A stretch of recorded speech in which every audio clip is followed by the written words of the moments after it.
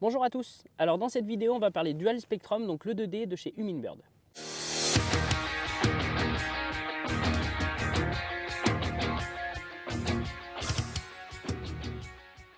Donc le 2D chez Humminbird s'appelle maintenant Dual Spectrum depuis les générations d'Helix G2. Donc on travaillait avant sur du 83-200 que tout le monde connaît. Maintenant le Dual Spectrum on est capable de travailler donc de 140 à 240. Donc on est sur une nouvelle sonde et un nouveau traitement de l'image, donc sur un appareil qui est Chirp. Donc je rappelle pour la fonction de Chirp en fait c'est qu'on va travailler sur une plage de fréquence. Plutôt que de travailler sur une fréquence fixe, on va travailler sur l'ensemble de la plage de fréquence de la sonde pour augmenter la netteté et surtout avoir une meilleure discrimination des cibles. Ensuite, au niveau des réglages à proprement parler, il y a quelques petites choses à savoir. Déjà, on va pouvoir, dans le réglage de l'appareil, ouvrir la plage donc pour qu'elle travaille effectivement de 140 jusqu'à 240. On va pouvoir sélectionner la plage de fréquence utilisée pour changer l'ouverture du cône. Et on va pouvoir travailler sur un mode max et un mode effacement. Je vous explique tout ça tout de suite. Donc sur la vue 2D, vous avez la possibilité donc de changer de plage de fréquence et donc de changer l'ouverture du cône. Donc ici, on va retrouver le faisceau large, donc 140-200 avec un angle d'ouverture de 42 degrés. Le faisceau étroit, donc 180-240 avec une ouverture de cône à 25 degrés. Et le faisceau plein, donc qui va travailler et sur le cône large et sur le cône étroit. Alors l'avantage du cône large, donc pour toutes les pêches en eau douce en verticale, c'est que vu qu'on va avoir un faisceau avec un cône plus ouvert, on va pouvoir suivre le leurre plus longtemps quand il est dans le faisceau. Le faisceau étroit, il va avoir un avantage quand on pêche sur des accords qui sont très cassants ou des structures vraiment brutes en fait, pour éviter d'avoir la zone d'ombre ou limiter cette zone d'ombre le long de l'accord ou la structure, on va travailler sur le faisceau étroit. Et le spectre plein, donc qui marche très bien, on l'utilise vraiment beaucoup en mer, de 0 à 60 mètres, c'est vraiment le faisceau qui passe partout.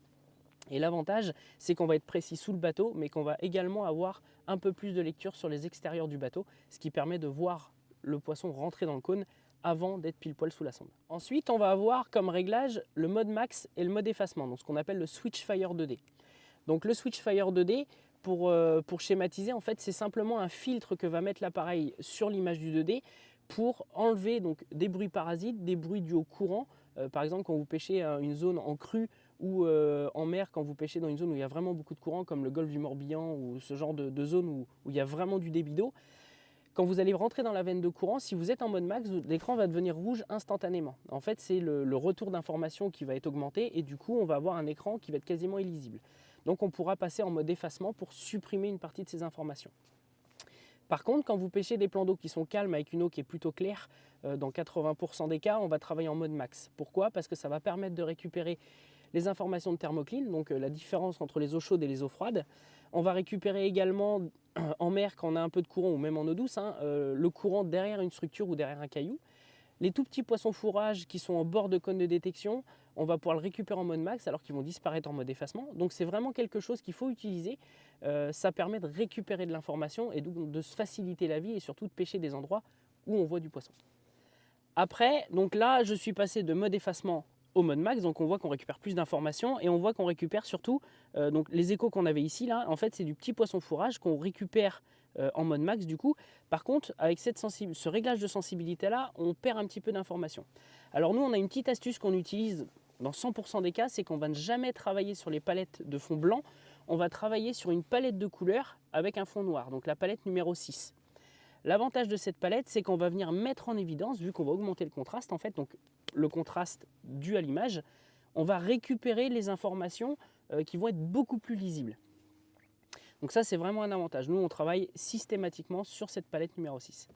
Au niveau du réglage de sensibilité sur le 2D, c'est super simple. On va baisser la sensibilité quasiment au maximum. On va repartir dans l'autre sens, donc on va augmenter la sensibilité jusqu'à venir voir apparaître au-dessus du fond les petits points bleus là.